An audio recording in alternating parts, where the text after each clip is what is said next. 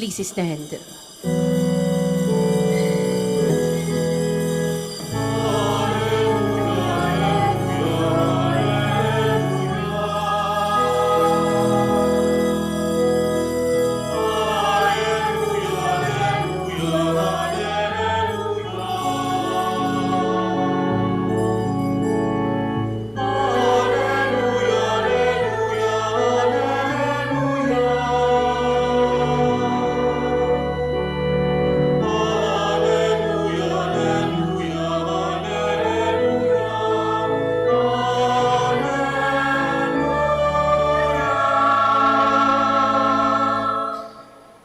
In the name of the Father, the Son, and of the Holy Spirit, Amen. the grace of our Lord Jesus Christ and the love of God and the fellowship of the Holy Spirit be with you all. And with your spirit. My dear brothers and sisters, let us acknowledge our sins and to prepare ourselves to celebrate the sacred mysteries. I confess To Almighty God, and to you, my brothers and sisters, that I have greatly sinned in my thoughts and in my words, in what I have done and in what I have failed to do, through my most grievous fault. Therefore I ask the Blessed Mary, ever Virgin, all the angels and saints, and you, my brothers and sisters, to pray for me to the Lord our God. May Almighty God have mercy on us, forgive us our sins, and bring us to everlasting life. Amen. Lord, have mercy. Lord, have mercy. Christ, have mercy. Christ, have mercy. Lord, have mercy. Lord, have mercy. Glory to God in the highest, and on earth peace to people of good will. We praise you, we bless you, we adore you, we glorify you. We give you thanks for your great glory, for God, heavenly King, O God, Almighty Father. Lord Jesus Christ, only begotten Son, Lord God, Lamb of God, Son of the Father, you take away the sins of the world, have mercy on us. You take away the sins of the world, receive our prayer.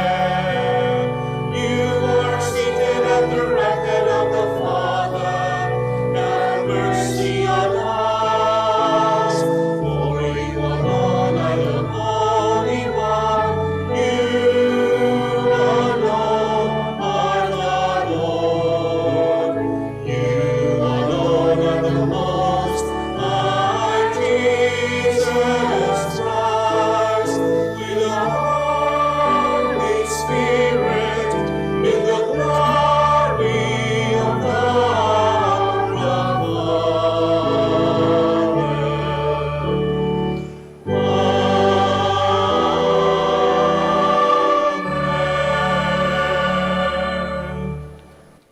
Let us pray. God of everlasting mercy, who in the very recurrence of the Paschal feast kindled the faith of the people you have made your own, increase, we pray, the grace you have bestowed, that all may grasp and rightly understand in what font they have been washed, by whose Spirit they have been reborn, and by whose blood they have been redeemed.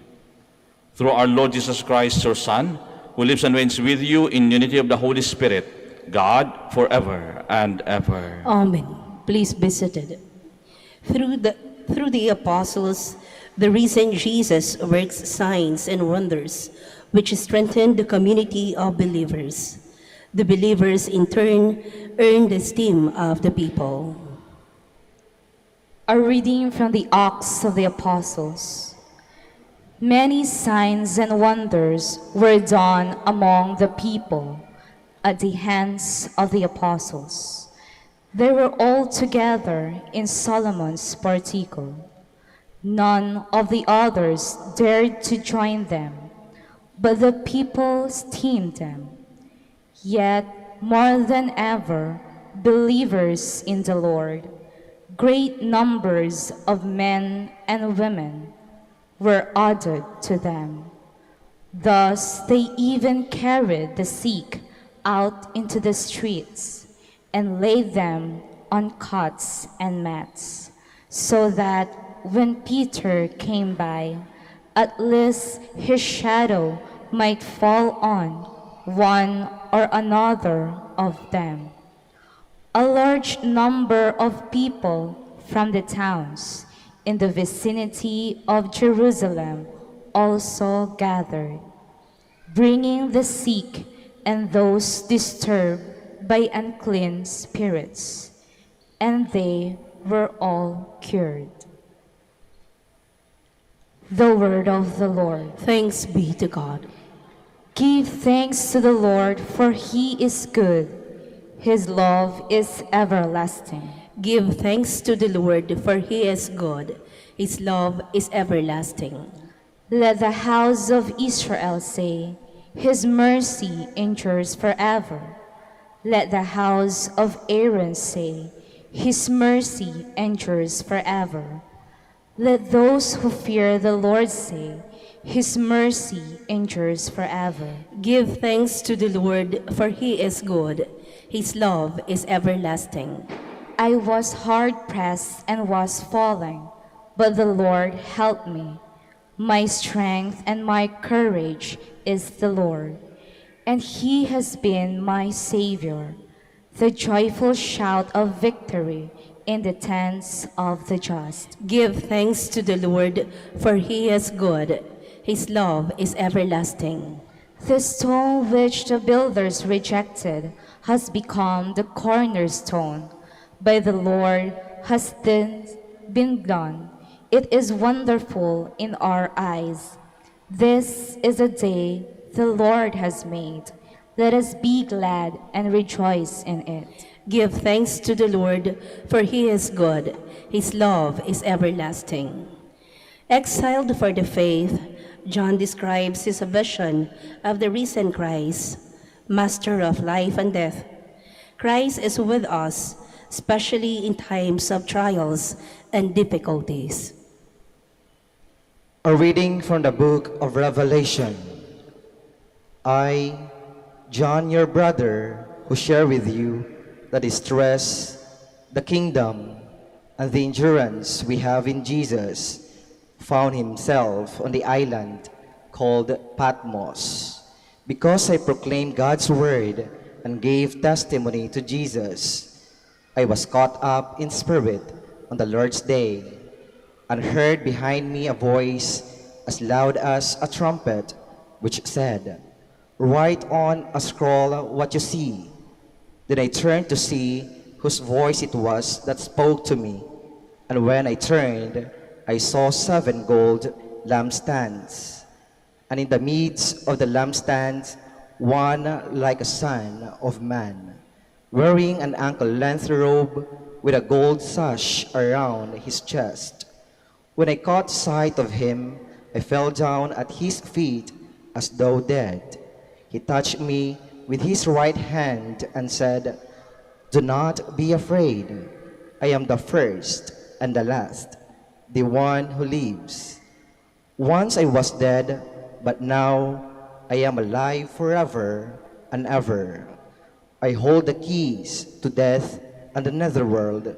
Write down, therefore, what you have seen, and what is happening, and what will happen afterwards." The word of the Lord. Thanks be to God. Please stand.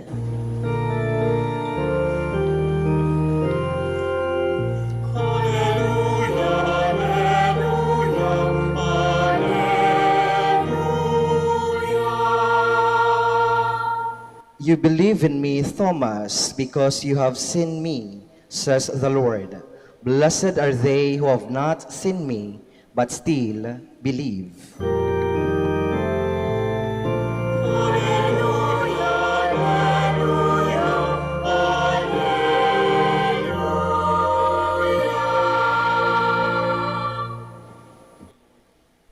Lord be with you. And with your spirit. A reading from the Holy Gospel according to John. Glory to you, O Lord. On the evening of that first day of the week, when the doors were locked, where the disciples were for fear of the Jews, Jesus came and stood in their midst and said to them, "Peace be with you." When he had said this, he showed them his hands and his side. The disciples rejoiced when they saw the Lord. Jesus said to them again, "Peace be with you. As the Father has sent me, so I send you."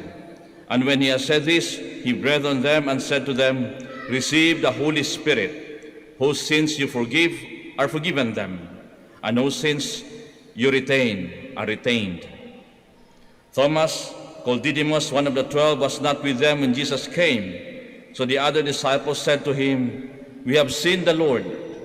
But he said to them, "Unless I see the mark of the nails in his hands, and put my finger into the nail marks, and put my hand into his side, I will not believe." Now a week later his disciples were again inside, and Thomas was with them. Jesus came, although the doors were locked, and stood in their midst and said, "Peace be with you." Then he said to Thomas, "Put your finger here and see my hands, and bring your hand and put it into my side, and do not be unbelieving, but believe." Thomas answered and said to him, "My Lord and my God." Jesus said to him, "Have you come to believe because you have seen me? Blessed are those who have not seen and have believed." Now Jesus did many other signs in the presence of his disciples that are not written in this book, but these are written that you may come to believe that Jesus is the Christ, the Son of God, and that through this belief you may have life in his name. My dear brothers and sisters, the Gospel of the Lord. Praise to you, Lord Jesus Christ. Please be seated. Magandang hapon po sa inyong lahat at welcome po sa Minor Basilica ng Our Lady of the Rosary of Manaoag. Peace be with you. Yan ang unang bungad ni Kristo sa kanyang mga disciples, sa kanyang mga apostles, sa kanyang mga alagad. Peace be with you. Bakit kaya? Di ba kaya pwedeng mga simpleng greeting lang? Peace be with you. Yan po ang unang inoffer ni Kristo sa kanila sapagkat unang-una, peace is a gift from God. Dito nga sa Ebanghelong binasa natin, it is a greeting, but it is also a gift from God. And our response is faith. Faith in Him and faith in our very own selves. Nung sinabi ni Kristo na peace be with you sa kanyang mga disciples, it is actually an act of reconciliation, an act telling his disciples, "I forgive all of you." Bakit peace? Kasi sa totoo lang, kung babalikan natin yung kwento, hindi ba si Kristo ay iniwan ng kanyang mga disciples? At sa totoo lang, sinasabi sa Ebanghelyong binasa natin ngayon na sila po'y natatakot sa mga Hudyo. But more than their fear of the Jews, but their fear that Christ or Jesus Christ might ask them, "Ba't nyo ko iniwan?" Hindi ba? Yang lakas-lakas ng loob ng mga ito, nung wala pang danger, sinasabi pa nga nila, "Lord, kaya kong ibigay ang buhay ko." But many of them denied Him by running, by the way. St. Peter denied Him 3 times. Kaya nga yung offer ni Kristo peace be with you. Ibinalik sa kanila yung pananampalataya sa kanila so that they may also believe in Christ. Siguro kung sa atin ito nangyari, kapag iniwan ka, di ba? Anong sasabihin mo? Ay, ito lang sa atin. Pag sa inyo, papunta kayo ng Manaoag, nakabihis din na lahat, iniwan nyo dahil matagal, Magte-text yan. Pag uwi nyo sa bahay, ano sasabihin nyo? Sabihin nung iniwan, mga walang ya kayo, ba't nyo ko iniwan? Bihis na ako. Yun nga, iniwan ka lang ha. How much more iniwan ka na nasa gitna ng danger at kakaharapin mo ang kamatayan na hoping na yung tinawag mo ay magde-defend sa'yo. Sila pa pala yung unang tumakbo. Kaya nga, Jesus Christ told His disciples, "Peace be with you." It is a greeting, but it is also a gift. It is an act of forgiveness on the part of Jesus Christ. It's okay. Pinatawad ko na kayo. Everything will be all right. Peace can only be found in God's presence. It can only be found when we have faith in God and when we have faith in each other, in the goodness of each other. Kita nyo na yan, pagka wala kayong tiwala sa inyong sarili, palagi kayong takot. Pag takot ka, walang peace pag palagi kang takot. Kaya madalas na assurance ni Kristo, "Do not be afraid, it is I am here. Peace be with you." Kaya nga sa faith, maniwala ka that God believes in you. Kaya mapasin sa Ebanghelyong binasa natin, pinatawad sila, binigyan ng kapayapaan, pinatawad at binigyan agad ng misyon. Faith is not just believing in God, it is believing in a God who believes in us. God believes in us. Ito yung sinasabi dito, that God believes in them to continue His mission of preaching the gospel. And what is that gospel? That God is alive. That is the resurrection. But in our case, sometimes, di ba, pagkapansin ninyo, kapag wala kang tiwala sa kasama mo, sa anak mo, sa asawa mo, sa girlfriend mo, sa boyfriend mo, naku, walang peace yan. I'm very sure of that. Walang kapayapaan. Gusto niyong itry? Halimbawa, sa asawa ninyo, pag wala kang tiwala sa asawa ninyo, may magte-text lang yan, sasabihin agad ng asawa, "Sino yan? Katrabaho ko lang yan." Sino makatrabaho na yan? Gabing-gabi na? May trabaho pa ba? Kita nyo na yan. Walang tiwala sa iyo. Kahit boyfriend, mag-boyfriend, girlfriend, iba ganun din yan. Pag walang tiwala sa iyo, walang faith in your goodness, that you are good, naku, ang hirap yan, ang gulo. Palaging magulo ang relationship. Sino na naman yung text sa'yo?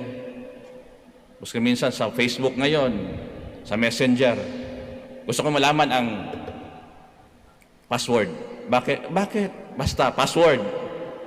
O di ba, ang hirap, di ba? O sabihin niya, tingnan doon sa message, o sino na naman to?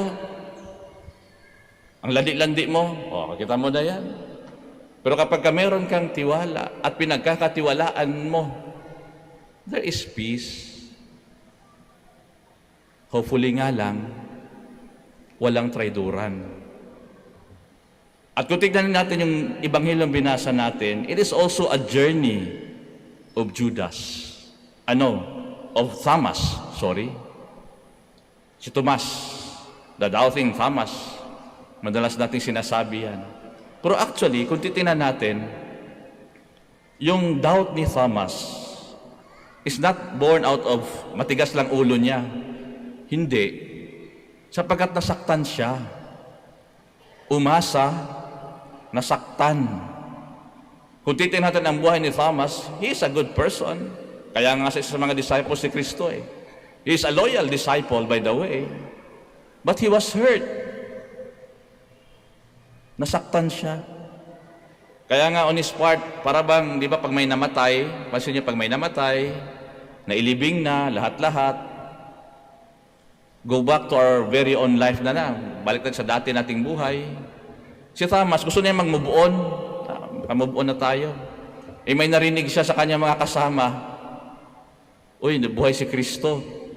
No? Parang sinasabi niya na, talaga? Buhay ba talaga? O nasa kayo'y nag-hallucinate? Sapagkat sinasabi ni Thomas na out of concern sa kanyang mga kasamang disciples, mga alagad ni Kristo, parang sinasabi niya, nag-hallucinate ba kayo? Patay na, nakita ng lahat. Tapos ang nagsabi pa sa kanya, mga disciples, mga alagad na iniwan din si Kristo. Parang sinasabi niya na, sinasabi niyo lang yan out of sa inyong guilt na iniwan natin si Kristo.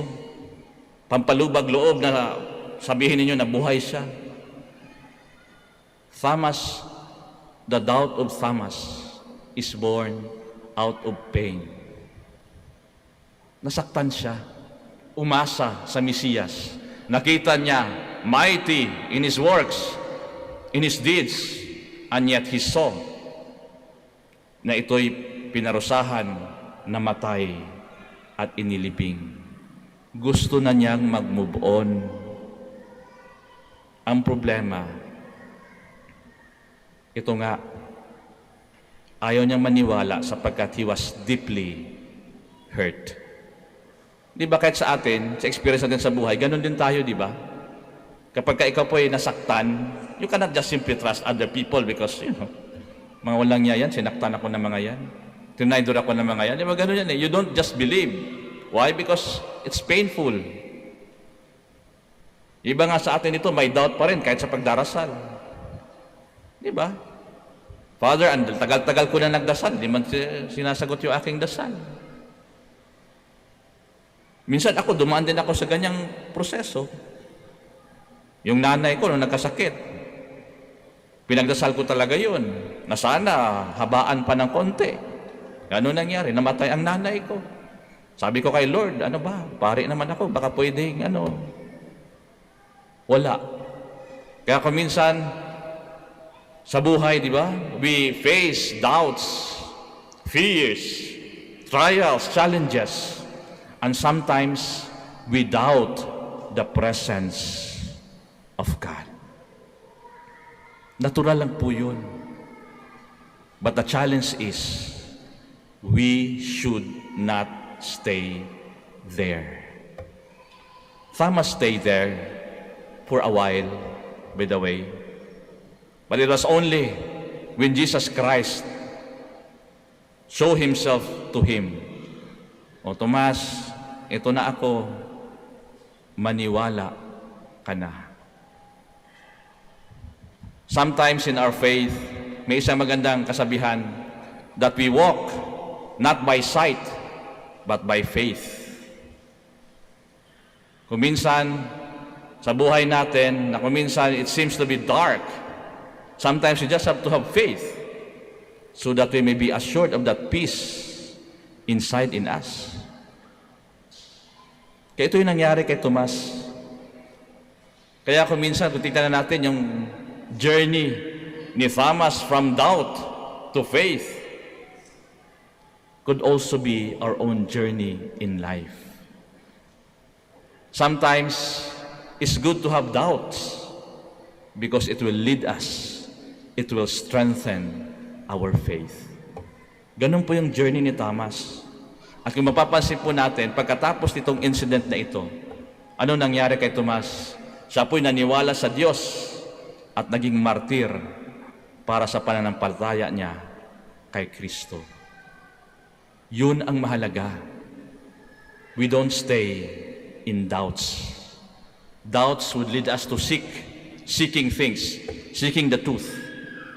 And hopefully and eventually, we end up believing that God is truly present in our life.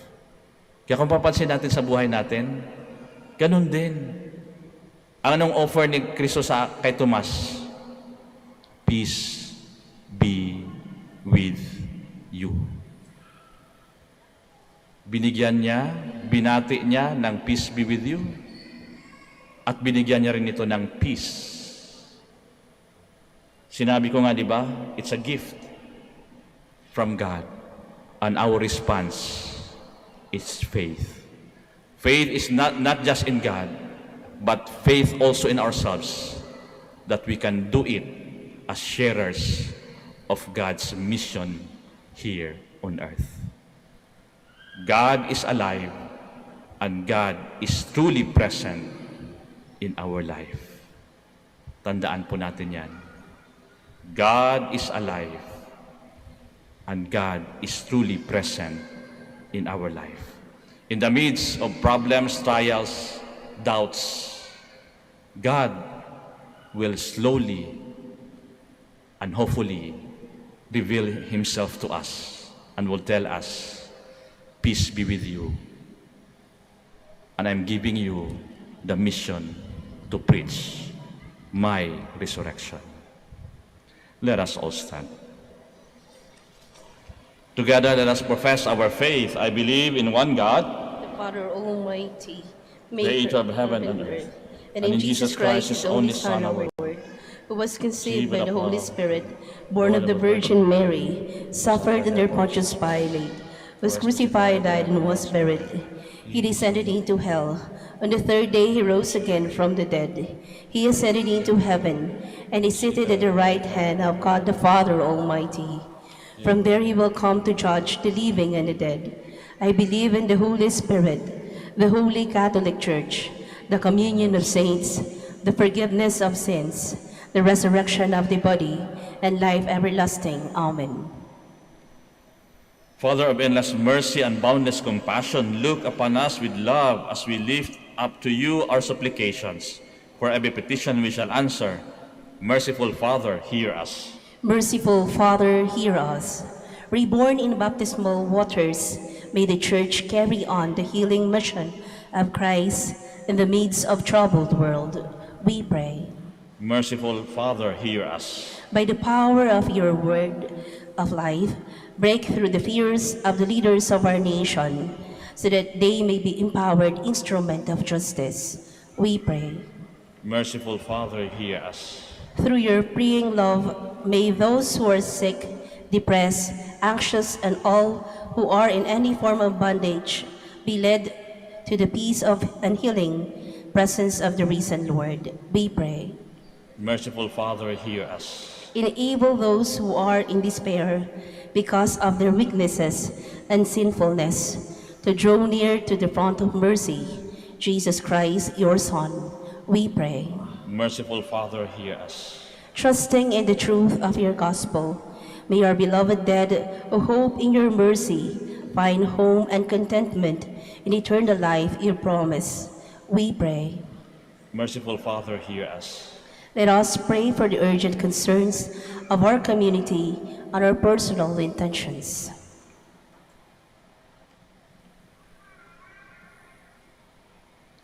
We pray. Merciful Father, hear us. Gracious Father, hear us as we call on your mercy. Sustain us with your gifts of faith, hope, and love as we savor the Easter festivities with great joy. We ask this through Christ our Lord. Amen. Please be seated.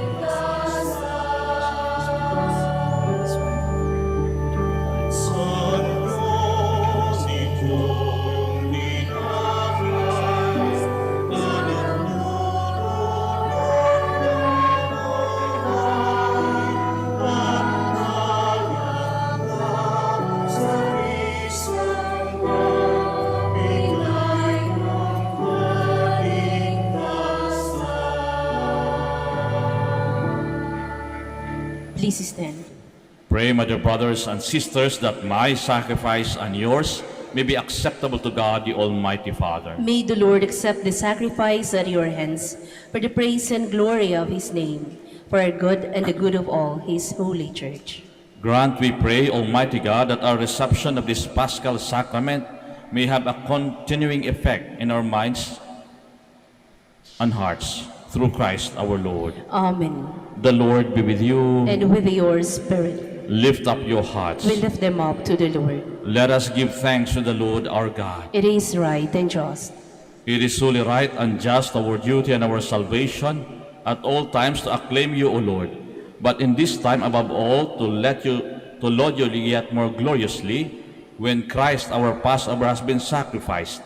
Through him, the children of light rise to eternal life, and the hosts of the heavenly kingdom are thrown open to the faithful.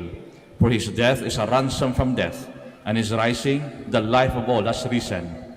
Therefore, overcome with paschal joy, every land, every people exalts in your praise, and even the heavenly powers with angelic hosts sing together the unending hymn of your glory as they acclaim.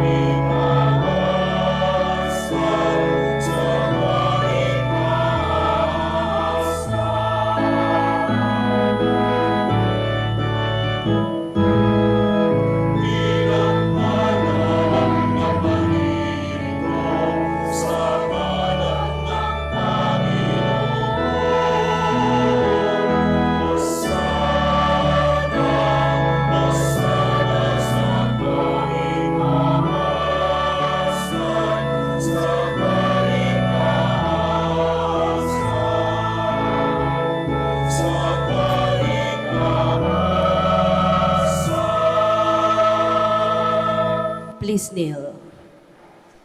You are indeed holy, O Lord, the fount of all holiness. Make holy, therefore, these gifts, we pray, by sending down your Spirit upon them like a dewfall, so that they may become for us the body and blood of our Lord Jesus Christ.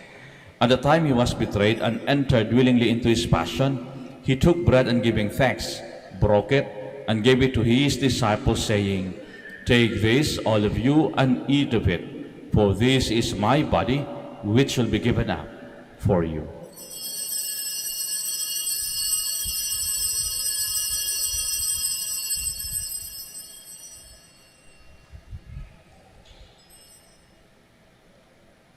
In a similar way, when supper was ended, he took the chalice, and once more giving thanks, he gave it to his disciples, saying, Take this, all of you, and drink from it, for this is the chalice of my blood, the blood of the new and eternal covenant, which will be poured out for you and for many, for the forgiveness of sins. Do this in memory of me.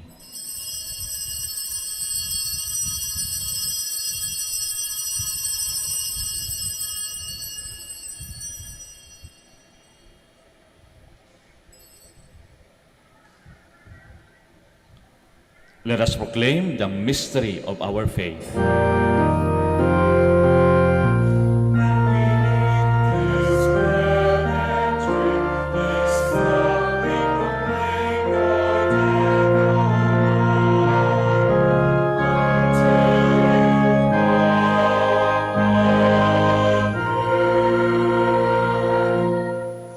Therefore, as we celebrate the memorial of his death and resurrection, we offer you, Lord, the bread of life and the chalice of salvation, giving thanks that you have held us worthy to be in your presence and minister to you. Humbly we pray that partaking of the body and blood of Christ, we may be gathered into one by the Holy Spirit. Remember, Lord, your church spread throughout the world, and bring her to the fullness of charity, together with Francis our Pope, Socrates our Bishop, and all the clergy. Remember also our brothers and sisters who have fallen asleep in the hope of the resurrection, and all who have died in your mercy. Welcome them into the light of your face. Have mercy on us all, we pray, that the Blessed Virgin Mary, Mother of God, with the blessed apostles, and all the saints who have pleased you throughout the ages, we merit to be co-heirs to eternal life, and may praise and glorify you through your Son, Jesus Christ. Through him, and with him, and in him, O God, Almighty Father, in unity of the Holy Spirit, all glory and honor is yours forever and ever.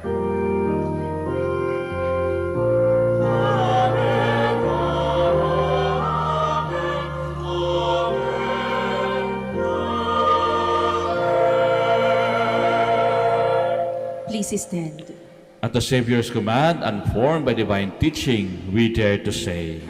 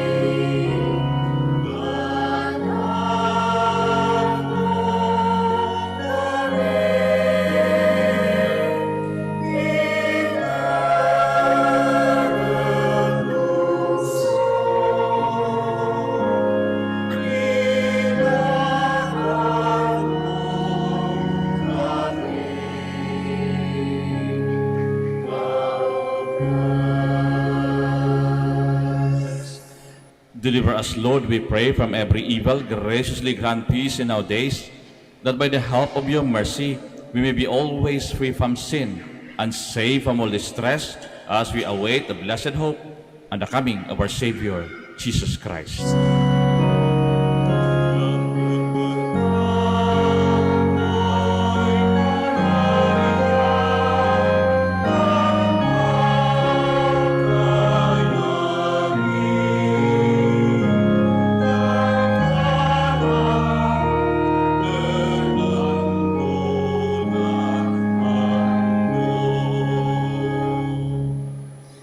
Lord Jesus Christ, who said to the apostles, "Peace I leave you, my peace I give you," look not on our sins, but on the faith of your church, and graciously grant her peace and unity in accordance with your will, who live and reign forever and ever. Amen. The peace of the Lord be with you always. And with your spirit. Now let us offer each other the sign of peace. Peace be with you.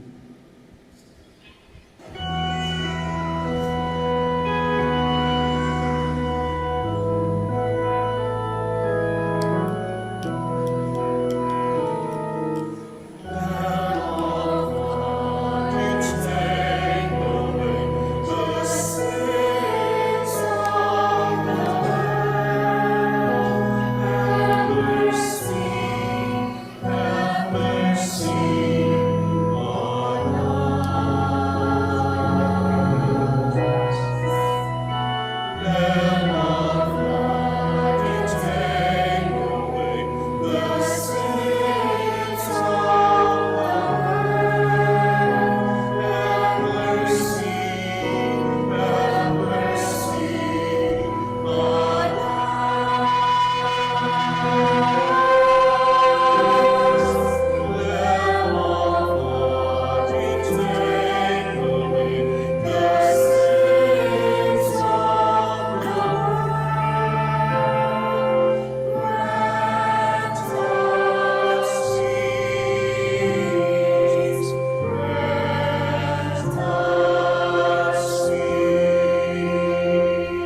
Please kneel. My dear brothers and sisters, behold the Lamb of God, behold him who takes away the sins of the world. Blessed are those called to the supper of the Lamb. Lord, I am not worthy that you should enter under my roof, but only say the word, and my soul shall be healed.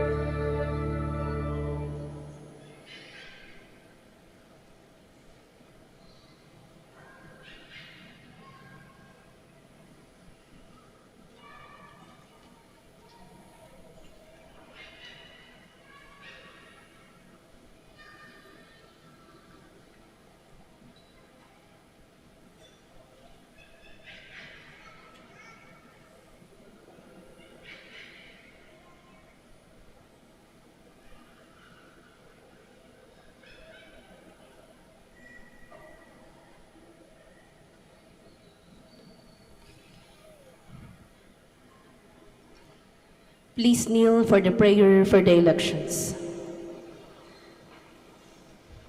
Let us pray that the forthcoming elections may truly reflect the will of the Lord, who guides the destinies of nations. Let us pray together.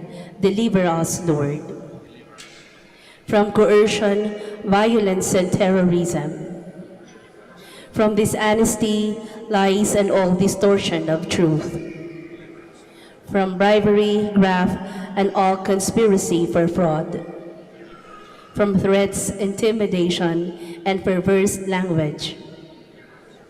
Let us pray together. Hear us, Lord, that conscience may always be our ultimate norm, that the common good may always be our highest goal, that human dignity may be respected all the time, that the poor and the weak may always have the priority, that genuine fear of God and love of neighbors may guide those who seek public office. Let us pray. Shepherd of souls and Savior of the nations, politics is your gift to us, a call to serve others. May our political engagement for voters and candidates bring glory to your loving name and help us grow in holiness forever and ever. Amen. Please stand. Let us pray. Grant, we pray, Almighty God, that the reception of this Paschal Sacrament may have a continuing effect in our minds and hearts. Through Christ our Lord. Amen. Please be seated for the announcement. They are devotees of Our Lady of Manaoag. The summer feast of Our Lady of the Rosary of Manaoag will be on May 4, 2022, third Wednesday after Easter Sunday. The Novena Masses will be scheduled at 6 a.m., 7:30 a.m., 9 a.m., 10:30 a.m., 12 noon, and at 4:30 p.m. from April 25 to May 3, 2022. Additional Mass at 3 p.m. on May 1, Sunday. We invite you to participate in these Novena Masses. If you wish to sponsor one or several Masses, you may fill out the form at the counters for Masses area and submit it with your donation, where you will be provided with an acknowledgement receipt. Or you may visit our website at www.manaoagminorbasilica.org for the online Pamisa.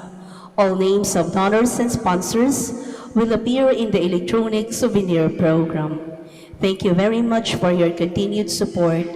God bless you. Please stand. The Lord be with you. And with your spirit. Bow your heads and pray for God's blessing. May God, who by the resurrection of His only begotten Son was pleased to confer on you the gift of redemption and of adoption, give you gladness by His blessing. Amen. May He, by whose redeeming work you have received the gift of everlasting freedom, make you heirs to an eternal inheritance. Amen. And may you, who have already risen with Christ in baptism through faith, by living a right manner on this earth, be united with Him in the homeland of heaven. Amen. And may the blessing of Almighty God, the Father, the Son, and the Holy Spirit come down on you and remain with you forever. Amen. The Mass has been offered. Go in peace, glorifying the Lord by your life. Alleluia, alleluia. Thanks be to God. Alleluia, alleluia. Prayer for the blessing of the sick, and prayer for the blessing of rosaries and other religious articles.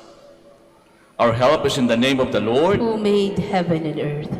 God, our Almighty Father. By your blessing, you give us strength and support in our frailty. Turn with kindness toward our sick brothers and sisters.